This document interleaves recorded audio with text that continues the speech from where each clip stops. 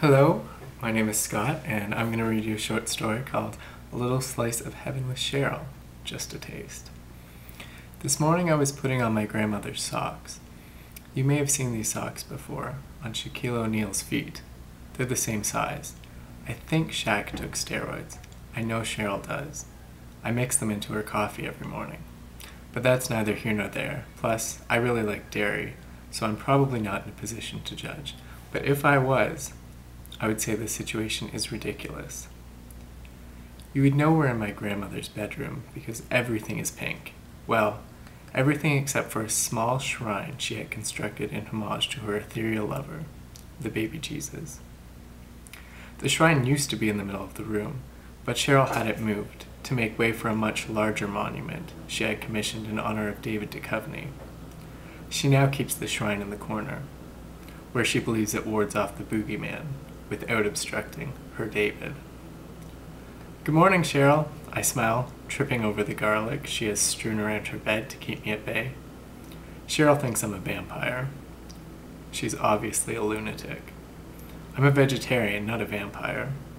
But you'd be hard-pressed to prove this to Cheryl, especially since that night I snuck into her room, hole-punched 2 circular markings into her dog Periwinkle's mane, and dabbled some Heinz 57 around the indentations. After that, I started calling the dog Dracul, the only name to which he now responds. But it's all good. I mean, I might be a vampire, but Cheryl's a fucking terrorist. Well, alright, she's a terrorist in training, but still. That's pretty ignorant, isn't it? This terrorism thing has been blown way out of proportion. I mean, let's be honest. No one's going to attack Ottawa. Well, maybe Sarah Palin, but only because she thinks we're harboring caribou here. Come to think of it, Cheryl really likes to eat caribou and would probably jump on that bandwagon way before Miss Palin. I mean, the future president. Yikes. The thing with most terrorists, television's Elizabeth Hasselbeck, Cheryl, is that they're just misunderstood. They don't bathe that often either, but I digress. Having spent some time with Cheryl over the holiday season, I have deduced the following signs that the person you are addressing may in fact be a terrorist. In training, anyway. Number 1. Terrorists are always running late. This wreaks havoc on our society from the ground up. Terrorists are very clever like that. Number 2.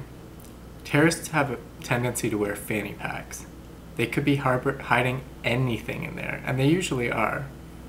Masking tape, hand sanitizer, spare change. Terrorists are always fucking prepared for the situation at hand. Sign number 3. Terrorists love the Golden Girls. There's just something about Betty White. They can't get enough of her. No one else can either, but especially the terrorists. Now sign number 4, and this is the sure sign that you're in the presence of a terrorist. Terrorists love to eat expired foods. If you see somebody, anybody, eating food that's past its due, lock them the fuck up, even if it's you. Okay, I didn't really deduce any of that. I don't even know what the word deduce means. Cheryl wrote the list for me. Besides, I hear terrorism's genetic, something to do with a recessive characteristic linked to the 17th chromosome and a latent form of Chuck Norris envy. To be fair though, terrorism is far from the worst name I've been called this morning, and it's probably clipping the top 3 in terms of accuracy. So I stuff the list in my fanny pack, continue with the task at hand, the socks. Introductions are important in general anyway. They're even more important when you have to dress somebody, especially when you're also responsible for bleaching that person's mustache. The morning had already gotten off to a bit of a rocky start with "Good morning, Cheryl." Things usually go further south from here. By that I mean that Cheryl gives me her morning salutation, which of course means she still remembers how to speak. This isn't exactly a plus. Scott, you're going to hell. This statement used to bother me the same way it bothered me that Keanu Reeves is probably never going to shoot the film Speed 4. Or how, with the advent of the internet, it's only a matter of time before people realize my deep dark secret, that I'm a natural ginger. But it doesn't seem to bother me as much anymore. mostly because I realized that as a vampire, I will never die. Cheryl, I'm a giant. I don't even believe in hell, I say. No, your name is Scott, not Jane, dumbass. Jesus, I thought I was losing it. Cheryl howls as her dentures fly smack out of her mouth. I decide this is kind of a cliche and pretend not to notice. Plus, Cheryl could totally take me in a fight. Arthritis may have taken its toll these days, but in her prime, I think Cheryl might have been a ninja. Well, at least she could have been the thing that tries to eat ninjas in Granny B movies. I've never been a ninja and lack her swimmer shoulders, so I try to avoid any unnecessary confrontation. Cheryl takes my momentary hesitation as an opportunity to wink in the direction of her monument, as though she and her buddy, David Duchovny, are in on some secret I may not be privy to, perhaps a mystery they solved together midway through the 3rd season of The X-Files, during her Call Me Scully phase. Either that or she's having a small seizure. That is what Cheryl likes to call a party for one. I don't want to chance it, so I give her some medication, and I take some myself, for good measure. I figure it can't hurt too much, since this particular medication had lost its effect back in 1974. That is, assuming that the original medication that came in the bottle is still there, but that's a stretch. This isn't the first time Cheryl and I have shared prescription medication, and I doubt it will be the last. Put this together with a rerun of Are You Smarter Than a 5th Grader, and you get what Cheryl likes to call a party for two. I'm apparently not smarter than a 5th grader, but that, unlike my natural hair color, was never in doubt. No, Cheryl, I am Jain, as in Jainist, as in non-Catholic, I repeat in exasperation, as I finish deliberating over today's sock choices. I have no fashion sense, and judging by Cheryl's sock collection, neither does she. I opt for her Cinderella princess pair, because it just seems like that sort of a day. I don't believe in hell, I repeat. It isn't the fucking tooth fairy, Scott. Besides, Cheryl, if I do go to hell, you'll have to come with me. Who's going to put your socks on in heaven? This throws Cheryl for a bit of a loop. She had neglected to think about such practical concerns existing in the land of milk and honey. This is probably a good thing, since Cheryl's lactose intolerant. Oh, I guess your grandfather could do it, Cheryl huffs. The huff causes a synaptic chain of events throughout her body that ultimately leads to a jolt in her left foot. This causes Cinderella to fly smack off, landing on top of Cheryl's dentures.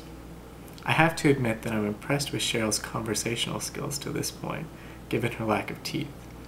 Probably another skill she picked up in terrorism boot camp. She is right, though.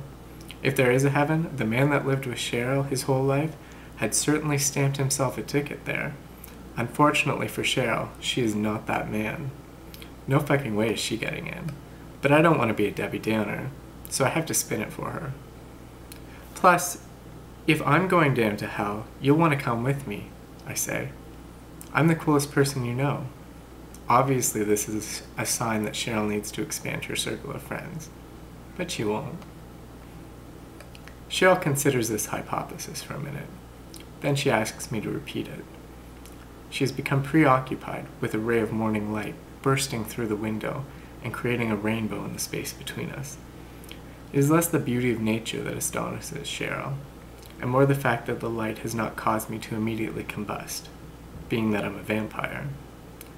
After the second repetition, she's ready to respond, though. Yeah, you're probably right, Cheryl decides, after some lengthy self-deliberation. But your grandfather will get lonely up in heaven without us, won't he? Isn't that sweet, I think to myself. But then that's Cheryl. She's a giver. Well, he could take the shuttle down to visit us, and he can always take Dracul back up with him. Fucking right he can, Cheryl says. I don't want to have to walk Dracul for the rest of eternity. That sounds cruel, but only because you haven't met Dracul. He's very codependent, and I really get her point. Plus, I know Dracul couldn't handle Cheryl's idea of hell. He doesn't like euchre that much. Scott, do you think hell is just a really big sauna? Cheryl asks. Maybe, Cheryl. Why? I question, thinking this might have some deep metaphorical implication. Maybe my whole perception of my grandmother has been off this entire time. Maybe she isn't a terrorist in training wheels. Maybe I should have cleaned her dentures off before I gave them back to her. Maybe. You have a really shitty skin and could use a good facial, she says. Nope, perceptions are on track. Also, Scott, you should really invest in contacts. You'd be far less repulsive without your glasses. How are you ever going to trick some nice vegan vampire into joining us in purgatory looking like that? Now, could you finish putting on my socks? It's freezing in here. When you're right, I smile. I have to give her props. This happens so rarely for either of us. The moment isn't lost on me. You know, for a demented terrorist with feet the size of my head, you're not half bad, Scully. I know, Jane. Now pass the molded cheddar. Also, it isn't my fault you have a small head. Like I said, absolutely ridiculous. This message was approved by Cheryl. It was not approved by Sarah Palin. Thank you.